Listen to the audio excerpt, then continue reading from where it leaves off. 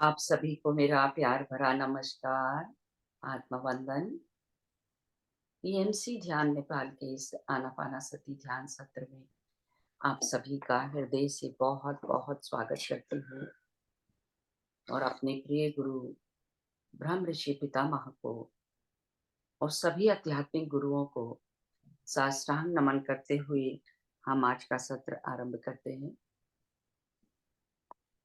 तो आज हमारी प्रिय दिव्या ज्योति हम सबको राम कथा सुनाएंगी और साथ ही मेडिटेशन। तो आज हम सब दिव्या के साथ मेडिटेशन भी करेंगे। Welcome welcome Divya. Thank you ma'am. आत्मवंदन एवरीवन जो भी मुझे सुन रहे हैं। सबसे पहले तो मैं ये कहना चाहूंगी कि हम हमेशा रामायण और राम नाम के बारे में काफी कुछ सुना है, लेकिन आज जो कथा मैं कहने वाली हूँ वो एक सत्य घटना पर आधारित है और ये हमें सिखाती है कि राममय होने का तात्पर्य क्या होता है। तो मैं शुरू करती हूँ और आपसे विनती करती हूँ कि आप एकाग्रचित होकर इस कथा को सुनिए और उस राम तत्व को अपने भीतर महसूस कीजिए। ये कथा है एक जीवात्मा की व्यथा की, जो अपने परमात्मा से बस मिलन चाहती है। तो शुरू करते हैं। हमारी कहानी शुरू होती है कैलाश से, क्योंकि राम का नाम आए और महादेव का नहीं, ऐसा नहीं हो सकता। तो ये कथा शुरू होती है कैलाश से। एक बार माँ पार्वती बड़े सुंदर सुंदर फल फूल सब इकट्ठा करके और बहुत सुंदर श्रृंगार करके महादेव के पास आई। वो चाहती थी कि महादेव को सारी सुंदर वस्तुएं अर्पण की जाए, लेकिन उन्होंने क्या देखा कि महादेव अपने आसन पे बैठे हैं और उनके नेत्र बंद हैं और उनके नेत्र से अश्रु बह रहे हैं, अश्रुओं की ऐसी धारा बह रही है और वो बड़े भाव विभोर हैं। तो माता पार्वती को बड़ा आश्चर्य हुआ कि ऐसा क्या हो गया आज कि जो महादेव हैं, देवों के देव, वो इतना आत्मविभोर हो रहे हैं। तो वो गई, उन महादेव को प्रणाम किया और बड़ी विनम्रता से प्यार से पूछा कि आ, स्वामी क्या बात है, आज आप बड़े खुश हैं और ये अश्रु, आज महादेव की आंखों में अश्रु। तो महादेव ने अपनी आंखें खोली, प्यार से माता पार्वती को अपने पास बिठाया और कहने लगे, हाँ उमा, ये अश्रु आनंद के हैं। तुम जानती हो मैं सबसे ज्यादा प्रसन्न कब होता हूँ? कौन सी वो चीज है जो मेरे मन को सबसे ज्यादा प्रसन्नता देती है? तो माँ ने पूछा क्या? तो महादेव कहते हैं कि जब कोई जीवात्मा अपने परमात्मा को पा लेती है ना, अपनी मंजिल पा लेती है और इस चक्र से, इस माया के चक्रव्यूह से मुक्त होती है, तो इस ब्रह्मांड में मुझसे ज्यादा खुश कोई नहीं होता। आज बस ऐसी ही एक जीवात्मा ने अपनी मंजिल पा ली, इसलिए मैं आत्मा और परमात्मा का मिलन देख के भाव विभोर हो रहा हूँ। तो माता पार्वती पूछी, अच्छा मुझे भी बताओ कि ऐसी कौन सी धन्य जीवात्मा है जिसको देख के महादेव अश्रु बहा रहे हैं? मुझे जानना है, क्योंकि माता पार्वती बहुत क्यूरियस होती है।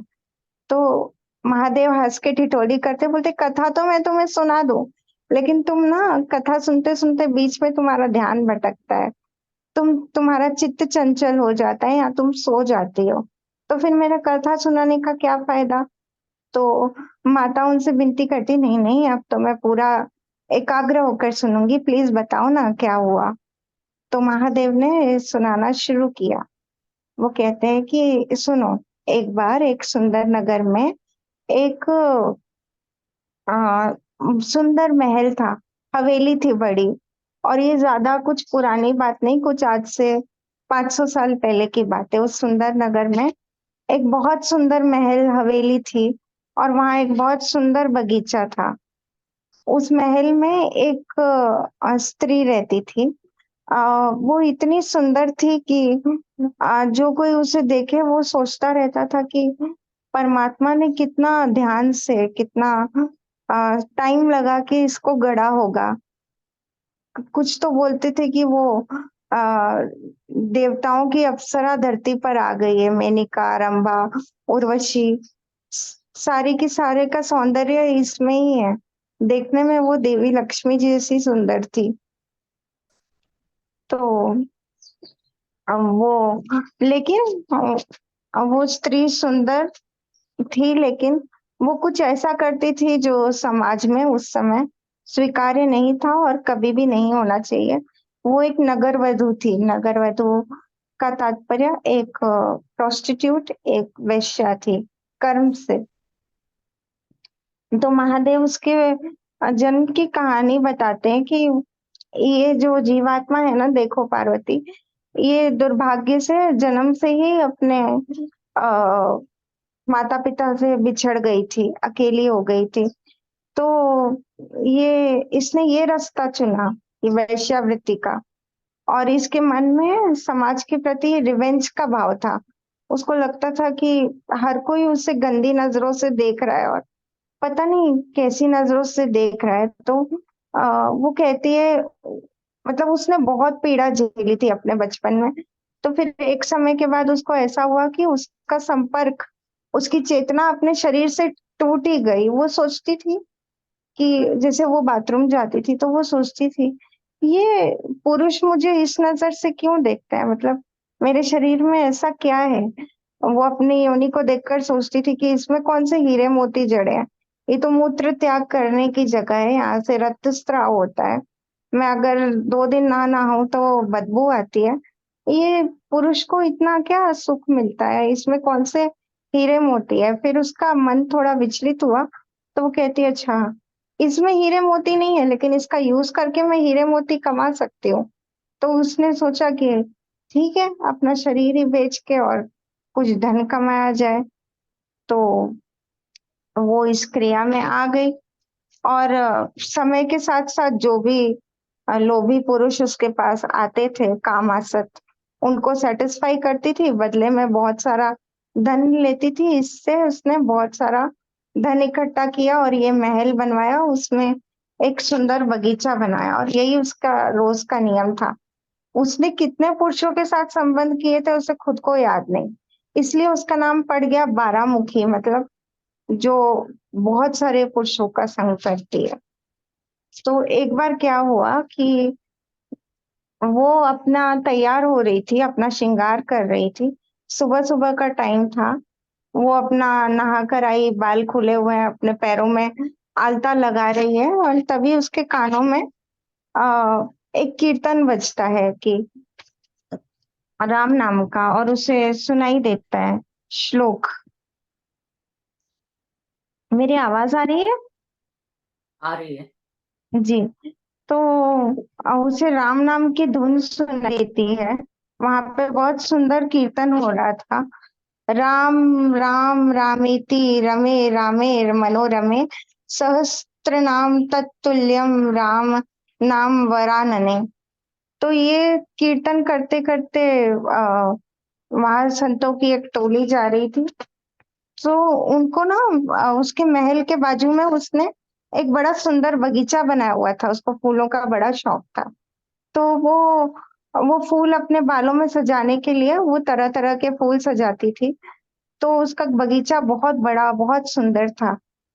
तो अब जो संत की टोली थी महंत जी की, उनको नहीं मालूम कि ये क्या है, ये किसका महल है। उन्हें तो बस बगीचा दिखा, और उनको लगा कि वो बड़ी दूर से यात्रा करके आ रहे थे। उनकी गोद में छोटे से ठाकुर जी यानी राम लला थे, और वो साथ में टोली थी जो कि नाम कीर्तन करते हुए आ रही थी। वो अब संत महंत जी एक सिद्ध पुरुष थे, और उनका इस लेवल पे थी उनकी चेतना कि वो अपनी पांचों जो सूक्ष्म इंद्रियां होती हैं उससे श्रीमन श्री राम को महसूस कर सकते थे, देख सकते थे, सुन सकते थे।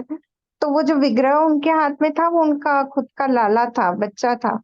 तो अब उनका भाव था कि इतनी दूर से चल के आए, धूप हो गई, लाला को धूप लगी होगी, लू लग जाएगी, तो अभी इसको यहाँ छाया में बैठ के स्नान वगैरह करते हैं, कुछ भोजन वगैरह पकाते हैं, विश्राम करके आगे की यात्रा करेंगे। इस भाव से वो बगीचे में घुस गए, और वहां घुसते ही उनको बगीचा बड़ा सुंदर लगा। वहां बहुत दिव्य स्मेल आ रही थी, काफी सारे सुंदर सुंदर फ्लावर्स की चिड़ियाएं थी। तो उन्हें वातावरण बड़ा पवित्र सात्विक लगा। तो वो वहीं बैठ गए और वहीं पे भजन करने लगे। अब यहाँ जो बारामुखी थी उसके पास एक कस्टमर आया, उसको अटेंड करना था। और उसकी सखियां, उसकी दासियां उसको बोलती कि चलो चलो, सेठ जी आए हैं और उनको वेट कराना ठीक नहीं है। आज तो वो हमें 100 स्वर्ण मुद्राएं देंगे, तो चलो चलो।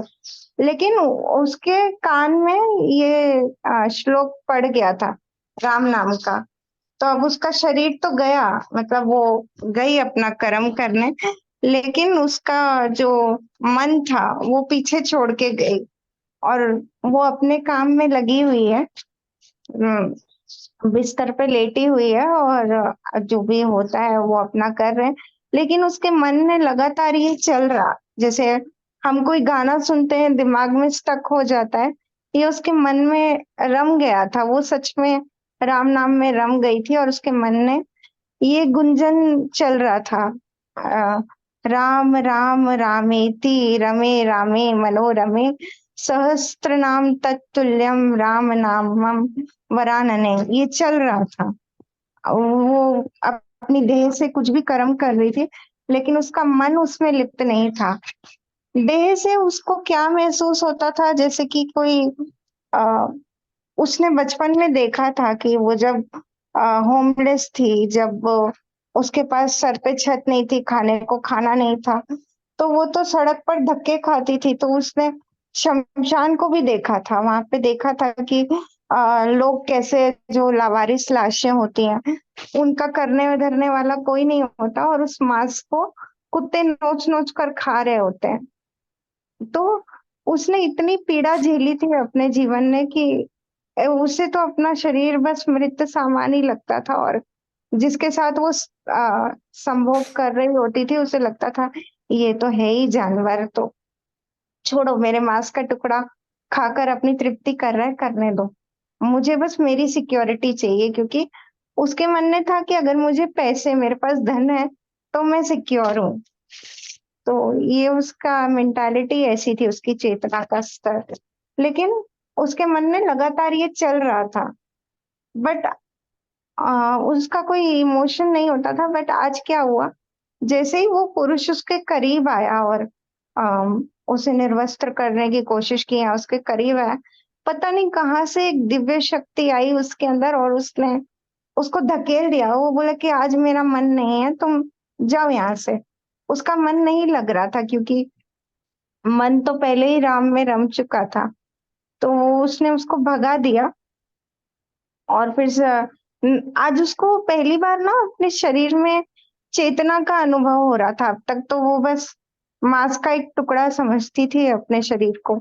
आज पहली बार उसे, जैसे ही राम नाम उसके मन में गूंजने लगा, आज पहली बार उसे लग रहा था कि उसका शरीर जीवंत है, चेतना का संचार हो रहा है उसके शरीर में। तो आज जब चेतना का संचार हुआ तो उसे लगा कि मुझे अपने शरीर से घृणा आ रही है, मुझे ये स्मेल नहीं चाहिए जो उसके शराब की स्मेल थी, उस अ, बंदे के मुंह से आ रही थी, वो उसके शरीर में भी थी। तो कहती कि मुझे बड़ा अशुद्ध फील हो रहा है। जाकर स्नान करती है और स्नान करने के बाद वो वापस आती है अपनी खिड़की के पास और दूर से ही सुन रही होती है। जो महंत जी हैं अपने शिष्यों के साथ बड़ा सुंदर संकीर्तन कर रहे होते हैं राम नाम का, और राम कथा कह रहे होते हैं। तो राम कथा में उसका मन ऐसा रम जाता है कि सुबह से शाम कब हो जाती है और वो आलती पालती मार के बैठी होती है खिड़की के पास और बस सुन रही होती है। राम ने अहिल्या का उद्धार किया, राम अपने पिता की आज्ञा पर वनवास चले गए, ये सारा सुन के ना उसे लगा कि जो उसकी आत्मा ढूंढ रही थी ना इतने टाइम से, एक जो उसकी प्यास थी, वो ये कथा सुन के वो तृप्त हो रही है। उसे एक तृप्ति का अनुभव, एक दिव्य आनंद का अनुभव हो रहा था, जो कि शारीरिक सुख से बहुत बड़ा था। शारीरिक सुख तो हालांकि उसने कभी महसूस नहीं किया था, क्योंकि उसे लगता था कि उससे तो जानवर नोच रहे हैं उसके मांस को। लेकिन फिर भी उसे लगा कि ये जो वो फील कर रही है ना, वो वैसा सुख तो संभोग में भी नहीं, सेक्स में नहीं, किसी में नहीं। ये तो एक परम शांति है, ये तो एक परम आनंद है। तो बस उसकी आंखों से अश्रु आने लगे, अपने आप आ रहे, नहीं पता क्यों आ रहे। बट अब उसका मन कह रहा है कि मुझे राम चाहिए, मुझे राम चाहिए, मुझे ठाकुर जी चाहिए, मुझे इन संत की सेवा करनी है, मुझे खुद को समर्पण करना है। उसका मन सरेंडर भाव में गया। लेकिन अब मन में डर भी है कि मैंने इतने पतित कार्य किए, क्या सोसाइटी, क्या श्री राम मुझे एक्सेप्ट करेंगे? लेकिन फिर आत्मा से आवाज आती है कि जो श्री राम अहिल्या का उद्धार कर सकते हैं, मुझे शरण में क्यों नहीं लेंगे? कथा सुन के उसे थोड़ी हिम्मत आती है। लेकिन वो सोचती है कि अगर मेरे जाने से ये जो दिव्य कीर्तन चल रहा है राम नाम का, राम रामेति मनोरमे, ये कहीं बंद ना हो जाए। मैं नहीं चाहती ये बंद हो जाए, या मेरी वजह से वो संतों को कोई कष्ट हो। तो वो चुप करके काफी देर बैठी रहती है, लेकिन फिर उसे लगता है कि इनको भी किसी चीज की जरूरत होगी। तो वो सोने का थाल लेकर जाती है, उसमें सोने के सिक्के रखकर। तो पंडित जी उससे, महंत जी बोलते हैं कि अरे तुम बड़ी संस्कारी हो, बड़ी दिव्य हो, ये बगीचा तुम्हारा है? कहती है हाँ। तो मैं ना आपके लिए दक्षिणा लाई हूँ, स्वीकार कीजिए। तो अब महंत जी का क्या सिद्धांत था कि वो किसी से ये पूछे बिना पैसे नहीं लेते थे कि तुमने ये धन कैसे कमाया, कहाँ से आया, क्योंकि अशुद्ध सोर्स से वो नहीं लेना चाहते थे। तो उन्होंने पूछा कि ये कहाँ से आया। तो वैश्या ने बताया कि मैं वैश्या हूँ, और उसने सच बता दिया, उसने कुछ छुपाया नहीं। उसकी ये एक अच्छी बात थी कि वो कभी झूठ नहीं बोलती थी, जो जैसा है मुंह पर बोल देती थी। तो उसने विनम्रता से कहा कि भाई देखो मैं ऐसा हूँ। तो अब संकट में पड़ गए कि अरे हम वैश्या के घर पे हैं और वहीं पे कीर्तन कर डाला। तो अब महाराज जी बड़े संकोच में पड़ गए। वो कहती है कि मुझे आप ये स्वीकार कीजिए। तो वो बोलते हैं कि नहीं, मैं ये स्वीकार नहीं कर सकता, ये धन पाप से कमाया हुआ है। तो वो कहती कि मैं तो आपकी शरण में हूं ना। अब तो मैंने आपकी कथा में ही सुना कि राम नाम से सारे पाप नष्ट होते हैं, आत्मा शुद्ध होती है, संत की शरण में जाने से हमारी मोक्ष का मार्ग खुलता है। तो मैं तो आपकी शरणागत हूँ, आप शरणागत को ठुकरा देंगे? ऐसा वो आर्ग्यूमेंट करती है। तो महंत जी अब धर्म संकट में होते हैं कि मैं क्या करूं? अगर मैं इसको एक्सेप्ट करता हूँ तो शास्त्र के खिलाफ है, धर्म के खिलाफ है। अगर इसको रिजेक्ट करता हूँ तो शरणागत ने आए हुए को रिजेक्ट करना संत के खिलाफ है, संत के व्यवहार के खिलाफ है। तो वो भी ध्यान करने बैठ गए और उन्हें राम जी के दर्शन हुए उनके चित्त में। और राम जी कहते हैं, राम जी को भी लीला सूझ रही थी, वो लीलाधर हैं बट वो दिखाते नहीं। तो रामलला, छोटे से हमारे रामलला प्रकट होते हैं, और वो मुस्कुरा कर कहते हैं कि क्या पता ये जो स्त्री है वो बस एक क्षणिक का इसका जुनून है, पैशन है, और क्या पता कि इसकी भक्ति सच है कि नहीं। एक काम करो, देखो मनुष्य के दो ही सबसे बड़े आ, वो होते हैं, बंधन होते हैं, एक कंचन एक कामिनी, मतलब एक सेक्स और एक पैसा। तो तुम इससे बोलो कि क्या ये चाहती है ना, बोल रही है ना मुझसे प्यार करती है, तो तुम इससे कहो कि इसका ये जितना भी महल है ना मुझे बड़ा पसंद आया है, ये जगह भी मुझे बड़ी पसंद आई है। इसको बोलो सब कुछ बेच के, और अपना जितना भी धन आज तक कमाया है सारा कुछ बेच के मेरे लिए ना एक उन्होंने बहुत सारे रत्नों के नाम बताए, कैसी डिजाइन चाहिए वो बताई कि ऐसा ऐसा फलाना ठिकाना मेरे लिए एक सुंदर सुंदर मुकुट बनवा दे। अगर इसने एक्सेप्ट कर लिया तो फिर तुम इसको मंदिर लेके आना, मैं इसका मुकुट स्वीकार करूंगा और इसको मुक्ति दे दूंगा। तो महंत जी बड़े खुश हो गए कि अच्छा है, अब पूरा भार रामलला ने अपने ऊपर ले लिया। तो उसने बताया बारामुखी को कि राम जी को ना तुम सारी संपत्ति बेच के एक स्वर्ण का मुकुट बना के दे दो। उनको भी ये उम्मीद थी कि ये तो मना कर देगी, ये तो कामासक्त स्त्री है, तो ये क्या ही करेगी। उनके मन में भी ये भाव था लेकिन उसने 1 मिनट नहीं लगाया, बारामुखी ने। वो कहा, अच्छा ऐसा है, हाँ ठीक है, मैं कल ही कर देती हूँ। उसने बड़े सहज भाव से बोला कि हाँ, अच्छा मुकुट चाहिए, मेरे राम को मुकुट चाहिए। हाँ मैं बनवाऊंगी ना। अरे पन्ना ही क्यों, मैं हीरा भी लगवाती हूँ, रूबी भी लगवाती हूँ, ये भी मोती, ये वाला मोती लगवाऊंगी, ये डिजाइन का बनवाऊंगी। वो ओवर एक्साइटेड होके बोलती है। उसी टाइम जोहरी को बुलाती है, और एक पल भी नहीं सोचती वो, जैसे कि बेल से कट के एक फल गिरता है ना, वैसे ही अपनी सारी संपत्ति वो एक क्षण में बेच देती है। और प्रार्थना करती है जिसको बेची थी कि देखो, जब तक मुकुट बने ना तब तक मैं ये घर में रहती हूँ, बाद में मैं छोड़ के चली जाऊंगी, किसी झोपड़ी में जाके कहीं भी रह लूंगी, बट कुछ दिन के लिए ये संत यहाँ पे संकीर्तन कर रहे हैं ना, इनको भी रहने दो, मुझे भी रहने दो। तो वो तो मान जाते हैं कि ठीक है, अब इतना बड़ा कस्टमर है तो इसकी एक डिमांड तो मानी जा सकती है। तो अब जितने दिन मुकुट बन रहा, मुकुट बनने में 2-3 दिन लगे, उतने दिन ना ये दूर से ही बैठ के, स्पर्श नहीं करती महंत जी का कि वो अशुद्ध हो जाएंगे। दूर से बैठ के ना वो अपने रूम में बंद होके खिड़की से ही सुनती रहती है राम कथा, और उसे बड़ा उसका प्रेम बढ़ता जाता है श्री राम के प्रति। हाँ, राम जी ने ऐसा किया था। फिर उसके मन में भाव आता है, ये राम जी कितने अच्छे हैं, ये नाहरी कितने अच्छे हैं, और मैं कहाँ पुरुषों के प्रति आसक्त होकर अपनी जिंदगी ऐसे ही व्यर्थ करी। क्या होता अगर मुझे भी श्री राम जैसा कोई, जैसे वो सीता की देखभाल करते हैं, मेरे जीवन में भी ऐसा कोई पुरुष होता जो मेरे और मेरा संरक्षण करता, तो शायद मेरी जिंदगी ऐसी नहीं होती। ऐसे पश्चाताप के आंसू बह रहे हैं, और जैसे जैसे वो जितना ज्यादा श्रवण और उन पे मनन कर रही है, उसका वो चित्त वैसे वैसे प्योरीफाई हो रहा है, पवित्र हो रहा है, उसकी चेतना का लेवल बढ़ रहा है। तो अब वो दिन भी आ गया कि जब मुकुट बन के तैयार था, और आज तो बारामुखी बहुत खुश थी। आज तो उसने बड़ा सुंदर सात्विक श्रृंगार किया था। कैसा श्रृंगार किया था, जैसा उसने कथा में सुना था कि वनवास में सीता मैया करती थी, और उनके रूप को राम जी देख के रीझ जाते थे। तो वो उसके मन में आया कि यार नारायण चाहिए मुझे, तो मेरे को नारायण को रिझाना है। तो वैसे सारे पुरुष बोलते हैं कि मैं बड़ी सुंदर हूँ, तो वो खुद को मिरर में देख के सोचती है कि मैं सीता का रूप धर सकती हूँ। तो वो अच्छी सुंदर सफेद साड़ी पहनती है, मतलब एक क्रीम कलर की साड़ी होती है, वो पहनती है, बालों में फूल से माता माता सीता फूलों के गहने पहनती थी ना।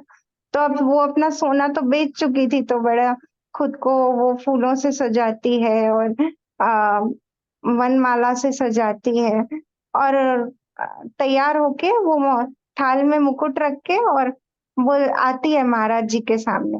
तो रामलला महाराज जी से कहते हैं, इसको साथ में लेकर चलो, ये चलेगी तो मैं जाऊंगा, वरना मैं ये छोड़ के नहीं जा रहा। तो महंत जी कहते हैं, सोचते हैं, एक तो ये स्त्री है, मंदिर में स्त्री का जाना वैसे ही निषेध है। मतलब उस जमाने में अलाउ नहीं था स्त्री का मंदिर में जाना, गर्भगृह में जाना निषेध है। ऊपर से ये वैश्यावृत्ति करती है, तो ये कैसे जाएगी? तो बोलते हैं, लेकिन रामलला का आदेश है, चलो मैं मान लेता हूँ। वो महंत जी आर्ग्यूमेंट नहीं करते थे, वो क्योंकि उनकी चेतना हायर लेवल पे थी। तो वो भी कहे कि हाँ, पुत्री पुत्री कह के पुकारा कि मेरी पुत्री है, चलो। अब जैसे ही कीर्तन करते हुए वो आगे बढ़ रहे थे, जो बारामुखी के कस्टमर थे उनको जेलिस हुआ कि ये अभी मतलब 900 चूहे खा के बिल्ली हज को चली, कल तक तो हमारे साथ हम बिस्तर हो रही थी, आज बड़ी सती सावित्री बन रही है। तो उसने ये गॉसिप लीक कर दी कि अरे महंत जी ना वेश्या को लेके मंदिर जा रहे हैं। और महंत जी की बहुत पहुंच थी, सिद्ध पुरुष थे तो सब लोग उनको बड़ा मानते थे। लेकिन सिर्फ एक गॉसिप, एक खबर लीक हुई कि वो वेश्या के साथ है, तो उनके बारे में भी गॉसिप शुरू कर दी। हाँ तो मैं तो पहले ही बोलती थी ये महंत जी नाटक करते हैं, ये भी वेश्या के चक्कर में फंस गए होंगे, इनने इसका बिस्तर गर्म किया होगा, तो अभी ये इसको फेवर कर रहे हैं। इतनी गंदी गंदी बातें हैं, जितनी तरह की गंदी बातें होती है सब गॉसिप्स होने लगी। लेकिन और महंत जी फिर भी उसका हाथ पकड़ के और वो यात्रा अपनी चालू रखी, क्योंकि उन्होंने उसको, बारामुखी को कहा कि देखो भक्ति मार्ग में ना, या जो हम स्पिरिचुअल मार्ग में होता है, हमको गॉसिप पे ध्यान नहीं देना। तुम राम नाम का जाप करो, तुम्हारा लक्ष्य राम है, राम पर फोकस रखना। लेकिन फिर क्या हुआ, भीड़ बहुत थी तो वो थोड़ा बिछड़ गए, बारामुखी थोड़ा पीछे रह गई और वो टोली भजन करते करते आगे निकल गई। वो ज्यादा दूर नहीं थी, कुछ कदम पीछे थी। अब अचानक मंदिर थोड़ी ही दूर पर था, उसे अपनी मंजिल दिख रही थी कि मुझे यहाँ जाना है। एक जीवात्मा को अपनी मंजिल दिख रही है कि मेरे को यहाँ जाना है। लेकिन अब उसका जो जो भी संस्कार थे अब तक के, पूर्व जन्म के या अब तक के जीवन के, अब उन्हें उसको डराना शुरू किया। अचानक से ना उस वो क्या देख रही है कि जो भी भीड़ उसको देख रही है, उसने सुंदर माता सीता जैसा श्रृंगार किया है। लेकिन उसे लग रहा कि सब उसे ऐसे देख रहे हैं जैसे भेड़िया या फिर जंगली जानवर होता है, वो कैसे मांस के टुकड़े को देख रहा होता है, एक भूखी नजरों से या फिर घृणा की नजरों से। तो वो बार बार अपनी साड़ी सीधी करके खुद को ढक रही है, वो सिकुड़ रही है कि मतलब और वो कोशिश कर रही है मन में, राम राम राम राम। लेकिन उसे एंजाइटी हो रही है कि मुझे ऐसा, उसे लग रहा था जैसे उसने नोटिस किया कि उसके कुछ कस्टमर यहाँ पे पंडित के ही रूप में लेकिन क्राउड में भी थे। तो वो सोच रही होती है कि मैं तो जैसी हूँ वैसी हूँ, मैं वैश्या हूँ वो ठीक है, बट एटलीस्ट मैं जो हूँ सो हूँ, ऑनेस्ट हूँ। बट इनको देखो, ये रात में आके मेरे साथ ये करते हैं और सुबह आके राम नाम का जाप करते हैं। तो राम जी इनको मुक्ति दिए, मुझे क्यों नहीं दे सकते, मुझे क्यों नहीं स्वीकार कर सकते। उसे ऐसा लग रहा था, उसने कपड़े पहने हुए थे, फुल स्लीव्स पहनी हुई थी, लेकिन उसे ऐसा लग रहा था कि जो नजरें थी पुरुषों की, वो उसके अपनी नजरों से ही उसे निर्वस्त्र कर रही है, उसकी मतलब उसे ह्यूमिलेट कर रही है। क्योंकि एक स्त्री को ह्यूमिलेट करने के लिए उसके कपड़े उतारना जरूरी नहीं होता, बुरी नजर ही स्त्री को बहुत ह्यूमिलेट फील कराती है। अब तक तो उसने सरवाइव किया क्योंकि वो खुद को स्त्री समझती नहीं थी ना, वो तो खुद को बस एक जिंदा लाश की तरह जी रही थी। बट अब उसमें जब स्त्री भाव जागृत हुआ तो लज्जा भी जागृत हुई। तो वो खुद को छुपाती छुपाती, भारी कदमों से शर्माती हुई, लजाती हुई किसी तरह मंदिर की सीढ़ियों में पहुंचती है। लेकिन क्या होता है कि एंजाइटी और बहुत ज्यादा स्ट्रेस के कारण उसी टाइम उसके पीरियड्स आ जाते हैं। मंदिर की सीढ़ियां चढ़ते ही बस एक सीढ़ी दूर थी वो, मंदिर की सीढ़ी में एक सीढ़ी दूर थी। और अब वो सोचती है, उसे जब फ्लो फील होता है वो सोचती है अब क्या करूं, अगर मैंने बता दिया तो महंत जी की बहुत बेइज्जती होगी, और किसी ने देख लिया तो बहुत थू थू होगी, मेरे कारण ये बेचारे महंत जी क्यों बेइज्जत हों, कम से कम मेरा मुकुट तो पहुंच जाए राम तक। मैं नहीं दे सकती तो क्या हुआ, ये महंत जी ही देकर आए, ये माध्यम है, मेरा भाव समझ जाएंगे मेरे श्री राम। उसके मन में इतना सुंदर भाव आया। तो वो वही मंदिर की सीढ़ी पर बैठ जाती है और वो कहती, नहीं मैं नहीं जाऊंगी, अंदर नहीं जा सकती। और उसने महंत जी को अपना मुकुट दे दिया, और वो पलट के वो चाहती थी कि बस अब तो पलट के जल्दी से सीढ़ियां उतर के वो कहीं पे जाके छुप जाए, कहीं जमीन फटे और वो जमीन में गड़ जाए। उसे ऐसा फील हो रहा था कि मुझे ना ये सारी नजरें मेरे को चुभ रही हैं, मेरे को नहीं चाहिए, ये संसार नहीं चाहिए, अब मैं कहीं जाकर छुप जाती हूँ।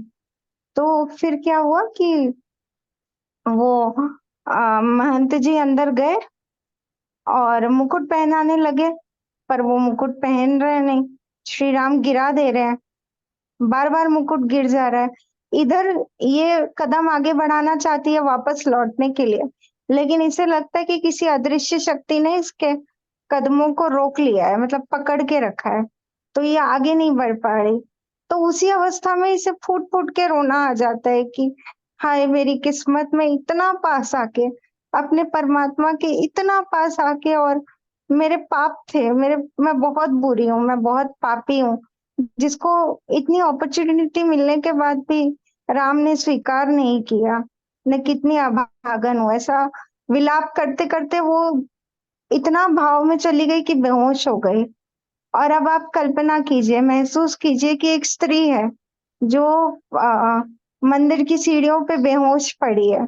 उसकी सफेद साड़ी अब पूरी खून से रंग चुकी है, क्योंकि उसका जो स्त्राव हो रहा था उसके कारण। और जो पब्लिक है खड़ी खड़ी तमाशा देख रही है।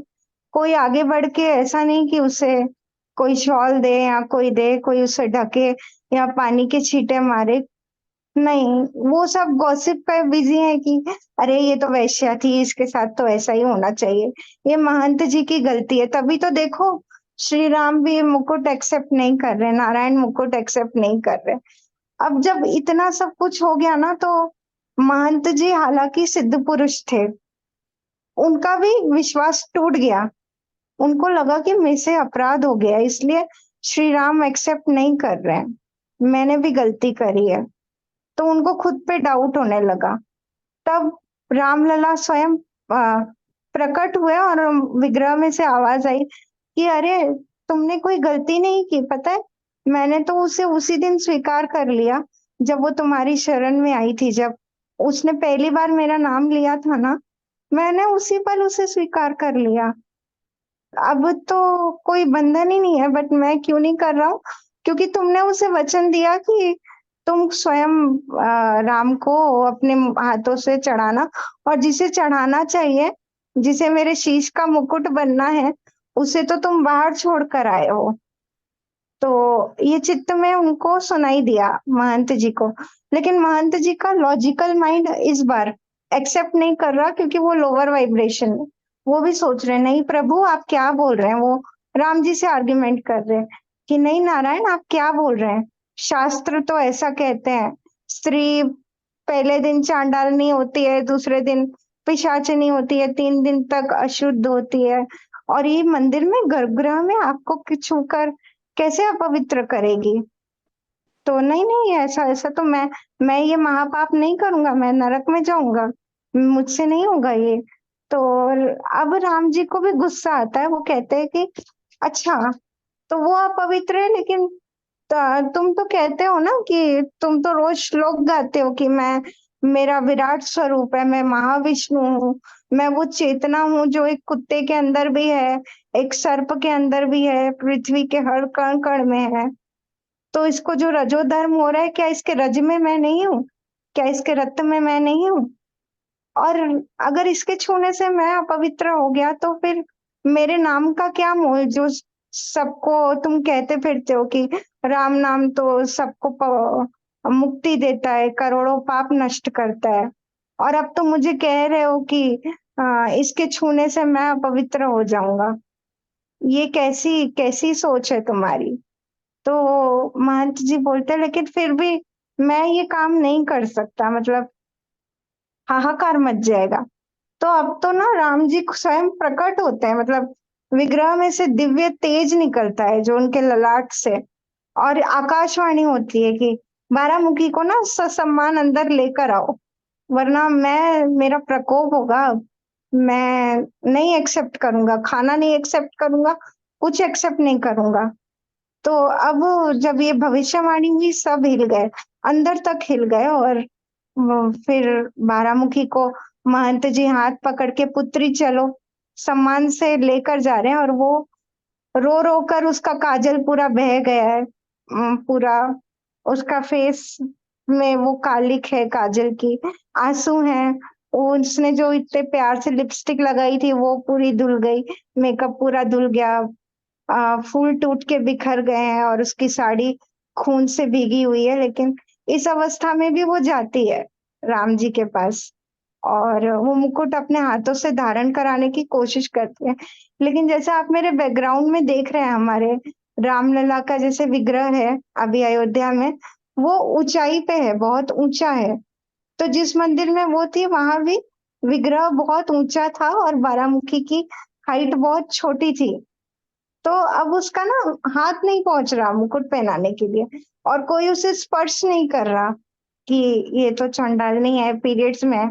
अगर हेल्प कर देते तो वो पहना लेती, लेकिन कोई नहीं कर रहा क्योंकि मेंटल कंडीशनिंग इतनी स्ट्रांग है उन लोग की कि स्त्री अपवित्र है। तो वो फिर से रोती रो कर गिर जाती है, चरणों में गिरती है कि मैं हार गई प्रभु, ये चरणों में ही ले लो आप अपना मुकुट। तब कहते हैं कि रामलला स्वयं प्रकट हुए और वो विग्रह जो था ऐसे खड़ा हुआ था, वो झुक गया। वैसे हम कहते हैं ना कि खुद ही को कर बुलंद इतना कि खुदा भी पूछे, बोल तेरी रजा क्या है। तो विग्रह झुक गया और जैसे कोई दूल्हा होता है अपने नई नवेली दुल्हन, शर्माती हुई दुल्हन के हाथ से वरमाला पहनता है, वो कहता है हाँ लो पहनाओ मुझे, हूं मैं तुम्हारे पास। तो वो फिर से उसके मन में आता है, अरे नहीं ये तो लक्ष्मी के पति हैं और मैं तो वैश्या हूँ, मैंने तो कितने उससे किया, कहीं सीता मैया बुरा ना मान जाए। तो फिर राम जी उसको समझाते हैं कि सीता और कोई नहीं, सीता तुम हो। जब एक जीवात्मा ये रियलाइज करती है ना कि वो मेरे साथ एकत्व है, मैं ही, मेरा ही अंश है, वो मन मुझे दे देती है ना अपना, तो वो सीता रूप ही हो जाती है। सीता मेरा मन है, मेरी अर्धांगिनी है, मेरी आत्मा है। और वो भगवती का रूप तुम्हारे अंदर भी उतना ही है जितना सीता के अंदर। तो लो पहनाओ, मैं हूं तुम्हारे पास। तो कहते हैं जैसे ही उसने मुकुट पहनाया, देवता भी पुष्प बरसाने लगे, शिव जी आनंद तांडव कर रहे हैं और पुष्प वर्षा होने लगी और फिर उसकी तो चेतना राम में ही समर्पित होकर एक तत्व हो गई, मिल गई। तो ये कथा थी, सॉरी थोड़ी लंबी थी, लेकिन चलिए अब मेडिटेशन करते हैं और हम भी राम नाम में रम जाते हैं। कोशिश करते हैं कि हम भी अपने मन को राम में रमा दें, जैसे देवी बारामुखी ने किया था। आज 500 साल बाद भी देवी बारामुखी की कथा सुनाई जाती है, लेकिन उसके पीछे का रहस्य, उसकी सीख हम नहीं सीखते। आज भी महिलाओं को उनके पीरियड्स के लिए बहुत कुछ बोला जाता है, बहुत तरह के मिथ्स हैं। तो चलिए हम मेडिटेशन शुरू करते हैं, मैं अपनी वाणी को विराम देती हूँ।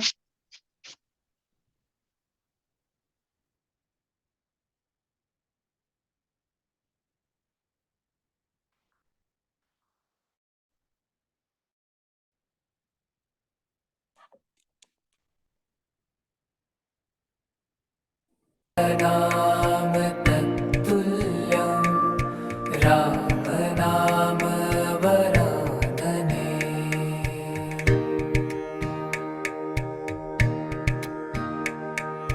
राम रामेति रामेति रमे रामे मनोरमे। सहस्रनाम तत्तुल्यं राम नाम वरानने।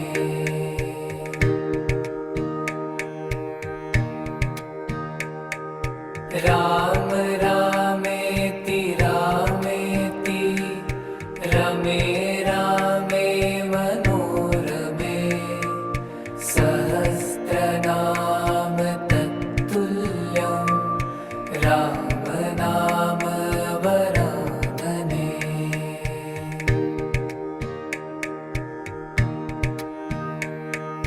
राम रामेति रामेति रमे रामे मनोरमे।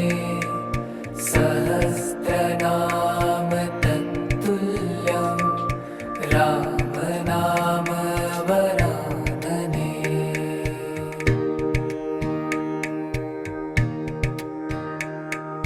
राम रामेति रामेति रमे रामे मनोरमे।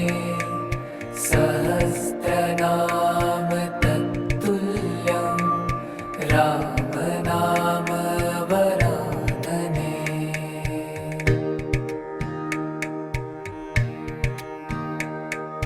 राम रामेति रामेति रमे रामे मनोरमे।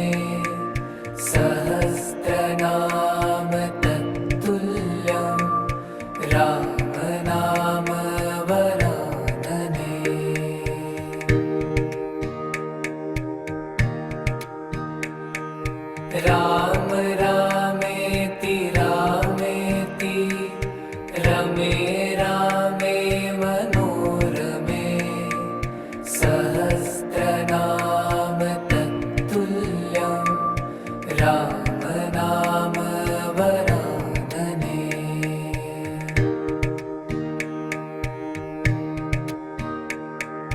राम रामेति रामेति रमे रामे मनोरमे सहस्रनाम तत्तुल्यं राम नाम वरानने।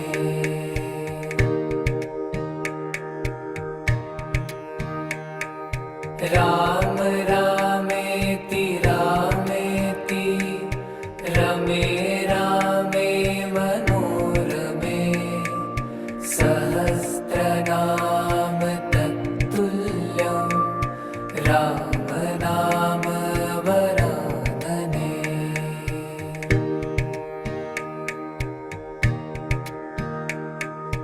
राम रामेति रामेति रमे रामे मनोरमे सहस्रनाम तत्तुल्यं राम नाम वरानने।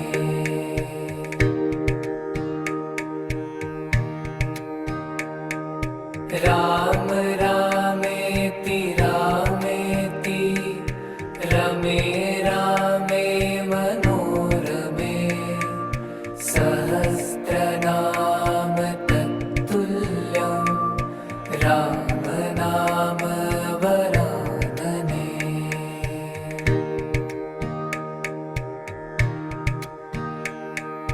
राम रामेति रामेति रमे रामे मनोरमे सहस्रनाम तत्तुल्यं राम नाम वरानने।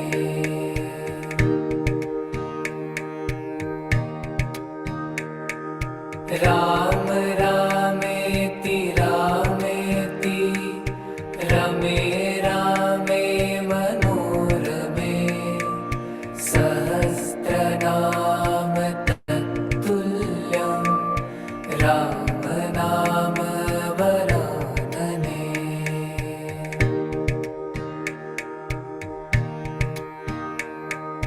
राम रामेति रामेति रमे रामे मनोरमे सहस्रनाम तत्तुल्यं राम नाम वरानने।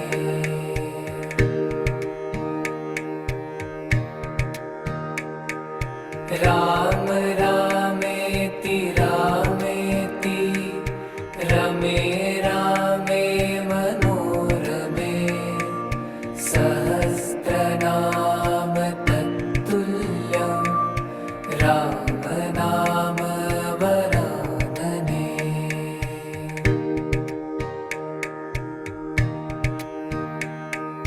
राम रामेति रामेति रमे रामे मनोरमे सहस्रनाम तत्तुल्यं राम नाम वरानने।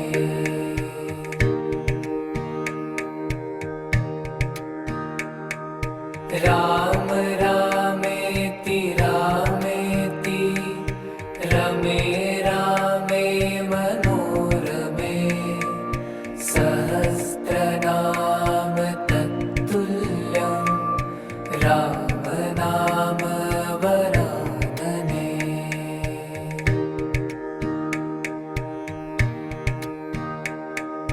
राम रामेति रामेति रमे रामे मनोरमे सहस्रनाम तत्तुल्यं राम नाम वरानने।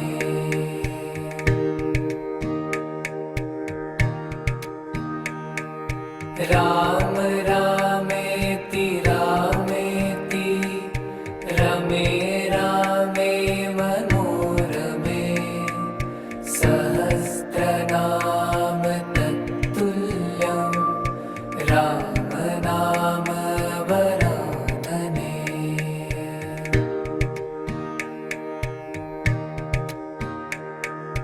राम रामेति रामेति रमे रामे मनोरमे सहस्रनाम तत्तुल्यं राम नाम वरानने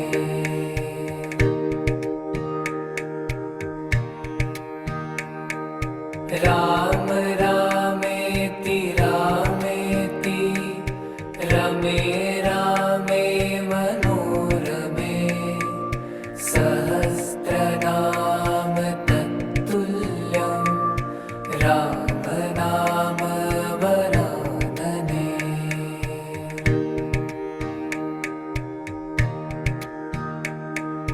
राम रामेति रामेति रमे रामे मनोरमे सहस्रनाम तत्तुल्यं राम नाम वरानने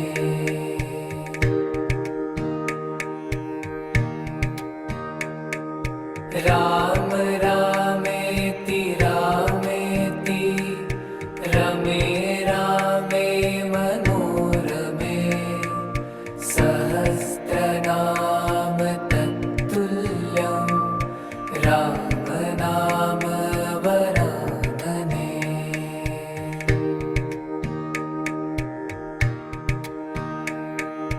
राम रामेति रामेति रमे रामे मनोरमे सहस्रनाम तत्तुल्यं राम नाम वरानने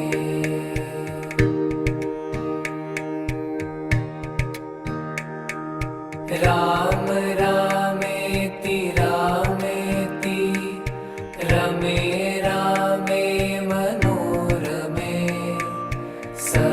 सहस्रनाम तत्तुल्यं राम नाम वरानने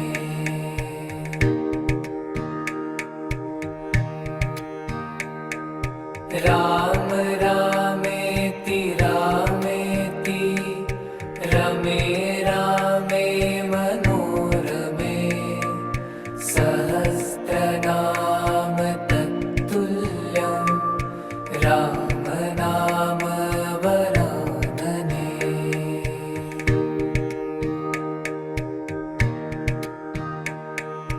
राम रामेति रामेति रमे रामे मनोरमे सहस्रनाम तत्तुल्यं राम नाम वरानने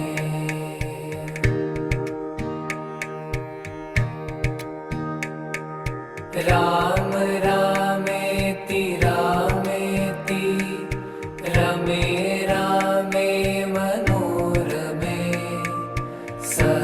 सहस्रनाम तत्तुल्यं राम नाम वरानने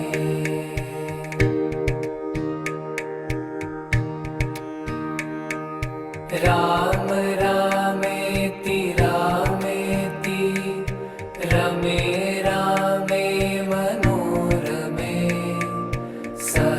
सहस्रनाम तत्तुल्यं राम नाम वरानने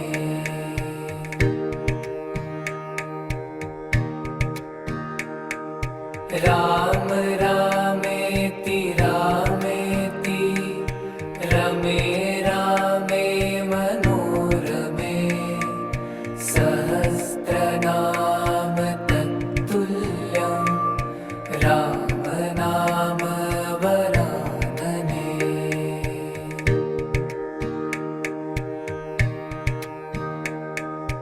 राम रामेति रामेति रमे रामे मनोरमे सहस्रनाम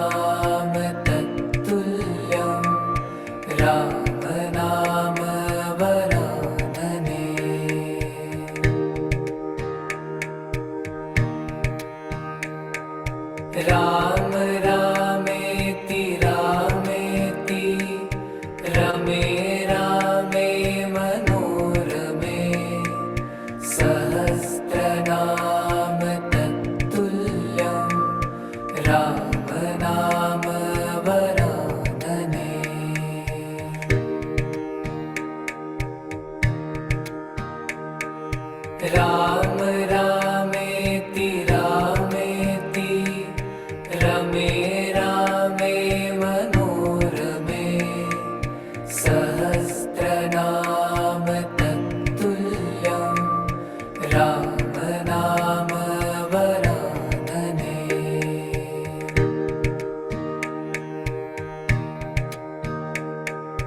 राम रामेति रामेति रमे रामे मनोरमे सहस्रनाम तत्तुल्यं राम नाम वरानने।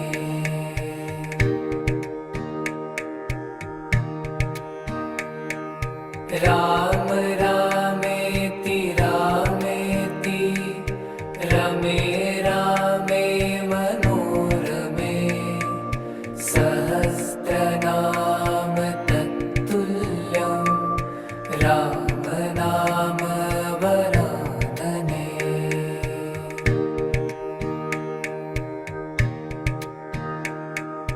राम रामेति रामेति रमे रामे मनोरमे सहस्रनाम तत्तुल्यं राम नाम वरानने।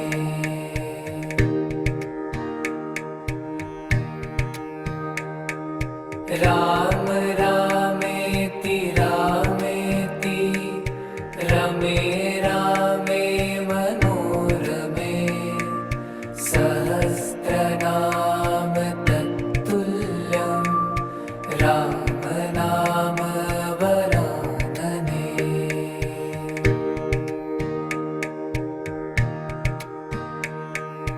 राम रामेति रामेति रमे रामे मनोरमे सहस्रनाम तत्तुल्यं राम नाम वरानने।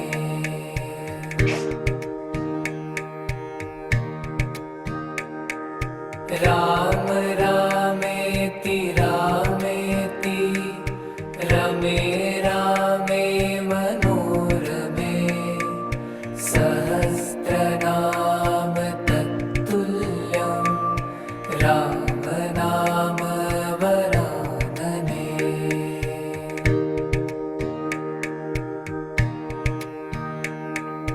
राम रामेति रामेति रमे रामे मनोरमे सहस्रनाम तत्तुल्यं राम नाम वरानने।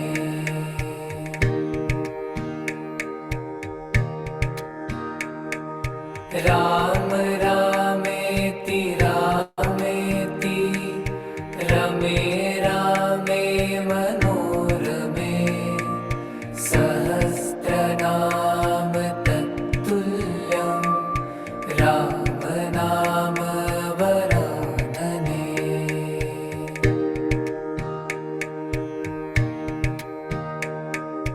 राम रामेति रामेति रमे रामे मनोरमे सहस्रनाम तत्तुल्यं राम नाम वरानने।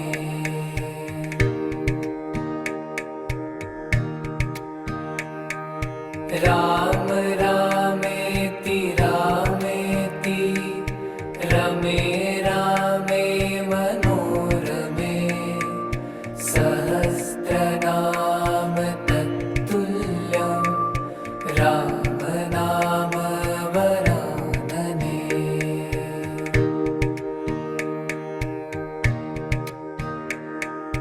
राम रामेति रामेति रमे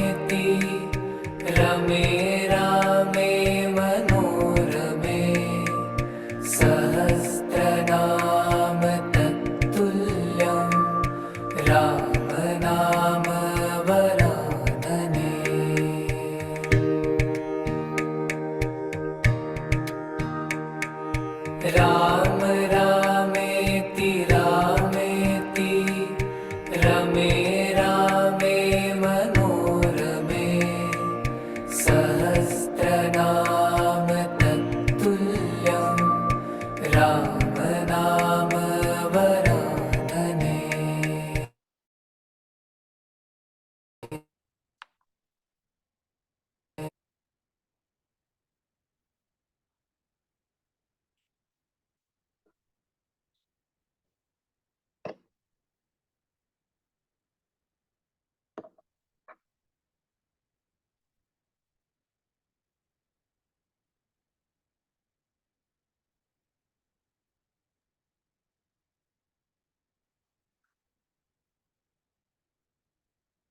अपनी संपूर्ण कृतज्ञता अर्पित करके उस अखंड ब्रह्मांड, उस ब्रह्मांडीय ऊर्जा के प्रति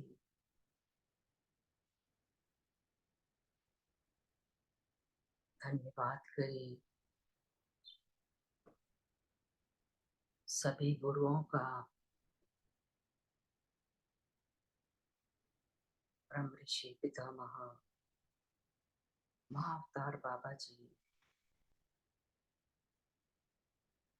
सभी आध्यात्मिक गुरु, एस्ट्रल मास्टर्स, सभी दिव्य चेतनाएं जो आज हमारे साथ इस ध्यान में जुड़ी, हमारा मार्गदर्शन किया, दिव्य आशीर्वाद दिए, सभी को कोटि कोटि नमन, कोटि कोटि धन्यवाद, धन्यवाद, धन्यवाद।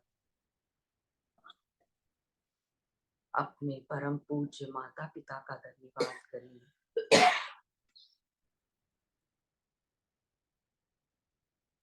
जीवन में आए हर एक व्यक्ति के प्रति जिनसे हमें प्यार मिला, ज्ञान मिला, धन्यवाद, धन्यवाद, धन्यवाद।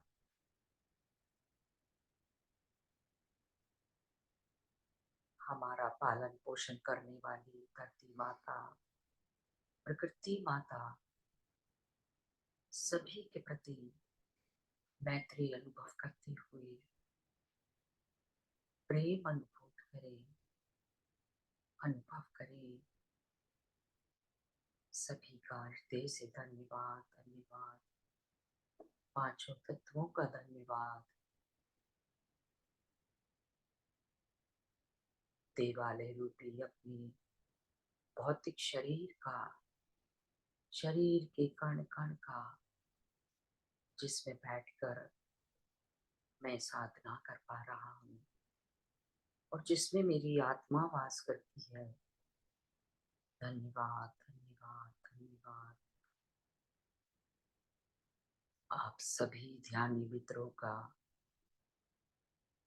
साथ में बैठकर सामूहिक ध्यान करने के लिए और अपनी ऊर्जा शेयर करने के लिए एक दूसरे का हृदय से धन्यवाद, धन्यवाद, धन्यवाद।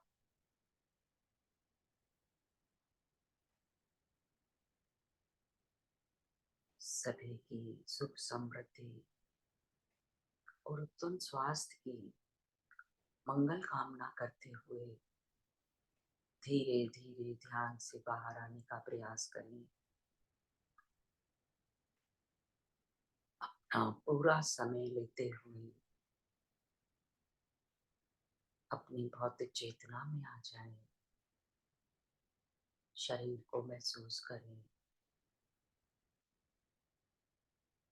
अपने आसन को महसूस करें, चारों ओर के वातावरण को अनुभव करें।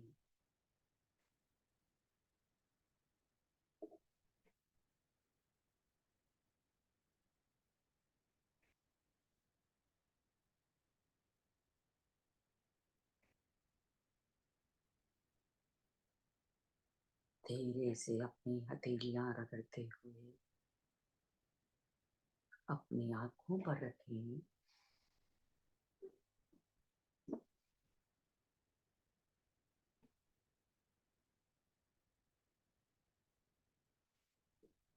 5 4 3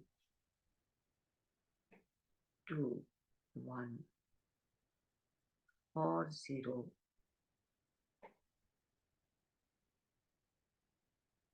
अपना पूरा समय लेते हुए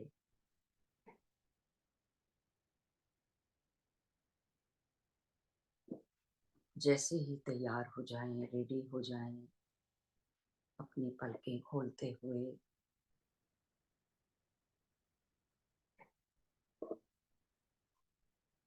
अपनी हथेलियां अपने शरीर पर लगाते हुए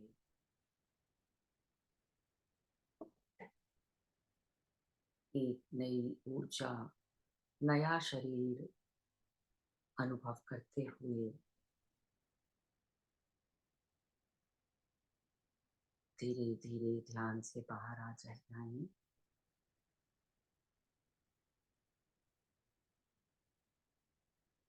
सभी का हृदय से बहुत बहुत धन्यवाद, धन्यवाद, धन्यवाद।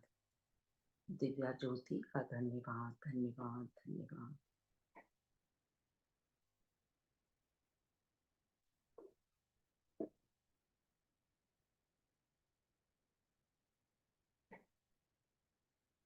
जैसे जैसे ध्यान से बाहर आ रहे हैं, अपनी वीडियोस ऑन करें और अपने पास रखे हुए जल के पात्र को हाथ में लेकर उसे नमन करते हुए धन्यवाद करें, जिसमें अनेकों दिव्य चेतनाओं की ऊर्जा समाहित हो चुकी है। और अपनी इंटेंशन डालिए, इसी ऊर्जा में मैं सारा दिन बनी रहूं। धन्यवाद, धन्यवाद। 2 घूंट पानी अवश्य पिए।